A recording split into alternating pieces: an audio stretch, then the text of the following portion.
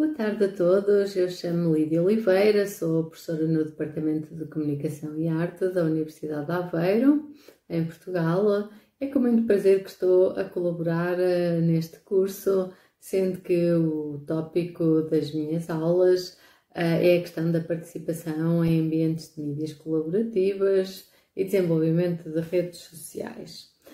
Nomeadamente para vos ajudar a refletir um pouco sobre como estes espaços de colaboração online se podem, no fundo, transformar em facas de dois gumes e que não são assim tão pacíficos e neutros como à primeira vista podem parecer.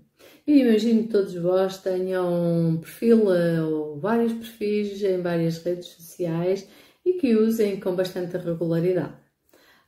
O que eu vos queria sugerir era que imaginem que hoje, ao entrarem nas vossas redes ou na vossa rede, no vosso perfil, o que verificam é que os perfis dos vossos amigos estão vazios, não têm nenhum conteúdo, todo mesmo desapareceram. Qual seria a vossa sensação? O que sentiriam? Que sentido faria continuar ali com o vosso perfil se todos os outros atores com os quais interagem tinham desaparecido? Talvez nenhum sentido, pois é. Concordo convosco, não faria nenhum sentido porque ficariam a falar sozinhos, ficariam a partilhar coisas para ninguém e isso é um pouco absurdo. Na realidade, a essência das redes sociais são as pessoas. São as pessoas que dão a substância aos espaços colaborativos das mídias digitais. E se não houver pessoas, então deixa de fazer sentido.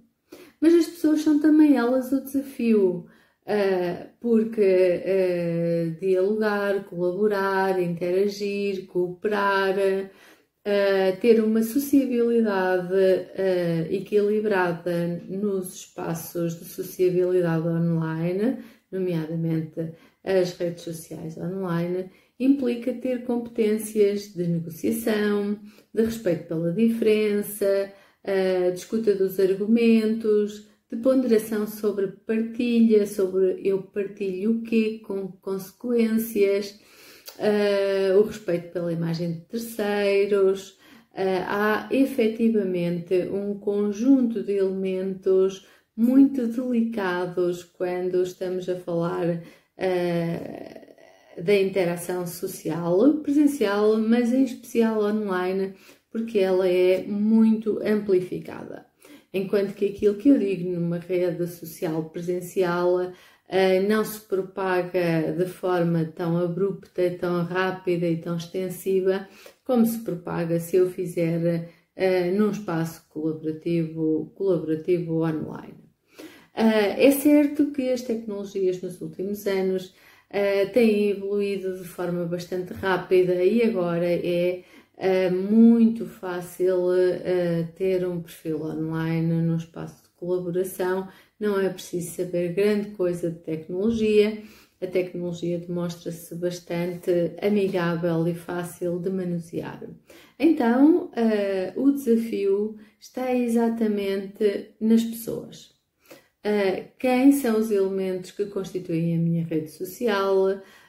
Se eu amplio a minha rede social sem nenhum critério, se todos aqueles que dizem que me solicitam para entrar no meu perfil eu deixo entrar, se eu também própria compulsivamente coleciono pseudo-amigos para fazer um efeito de crescimento da minha rede, como se isso me trouxesse efetivamente uma mais-valia substancial.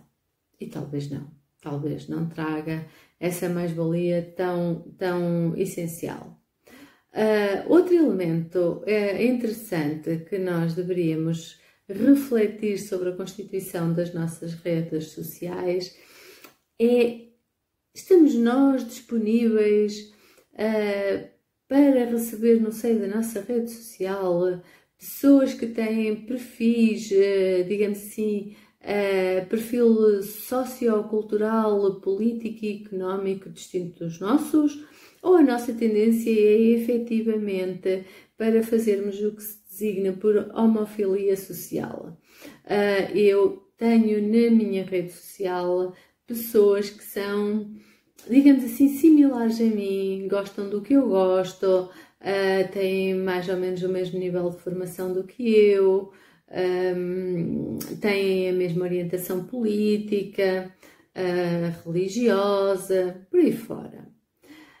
Se vocês fizerem a análise das vossas redes sociais, possivelmente vão concluir que sim, que os vossos amigos nessas redes sociais, as pessoas que vocês seguem e que vos seguem e que acompanham as vossas publicações, são pessoas com um perfil semelhante ao vosso.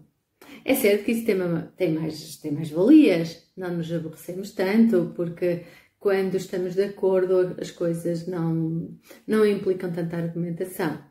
O certo é que ao termos pessoas similares a nós, isso abre-nos poucas oportunidades de crescimento, porque há um mecanismo de anuência, de concordância, tácita ou explícita, que não promove a reflexão crítica sobre os factos, sobre a realidade, e isso na verdade, empobrecedor.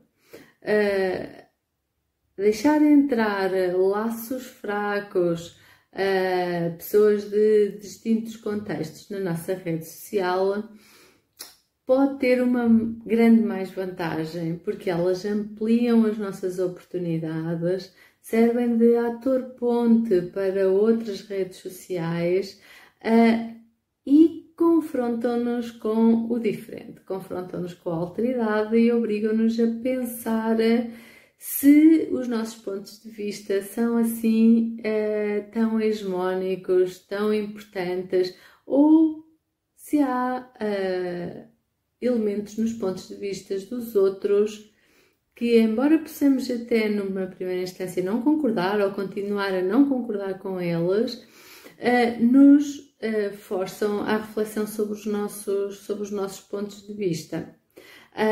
Isso é um dos elementos importantes. A questão das redes sociais, a sua propagação, nos últimos anos fez surgir, também do ponto de vista da investigação, novas abordagens. Embora a análise das redes sociais tenha começado já no século XIX, antes até de haver internet, com o estudo da formação dos grupos e da interação entre grupos e no seio dos grupos, o certo é que com a explosão da internet, com a explosão das redes sociais, a sua propagação, foram criadas associações que estudam as redes sociais, que investigam, periódicos científicos que se dedicam à publicação de estudos centrados em redes sociais e softwares de apoio às redes sociais. Daí que seja importante dar atenção a isso. Eu fiz um texto de suporte a esta minha comunicação, a esta minha videoaula, onde podem ler e ter acesso a alguns desses periódicos. Por isso eu sugiro que leiam, os textos são sempre um pouco mais estruturados do que uma fala assim oral, que tem essencialmente o sentido de que me conheçam e que possamos ter alguma empatia pela nossa presença corpórea. As redes sociais têm também revelado, têm-se vindo a revelar como espaços de elevada dedicação e consumo de tempo. Há pessoas que passam efetivamente muitas horas nas interações sociais online.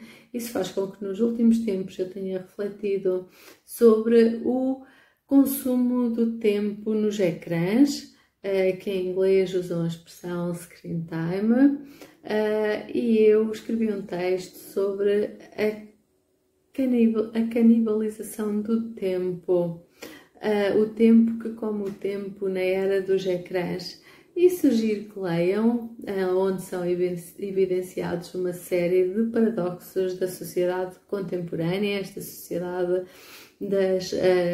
dos espaços das mídias interativas.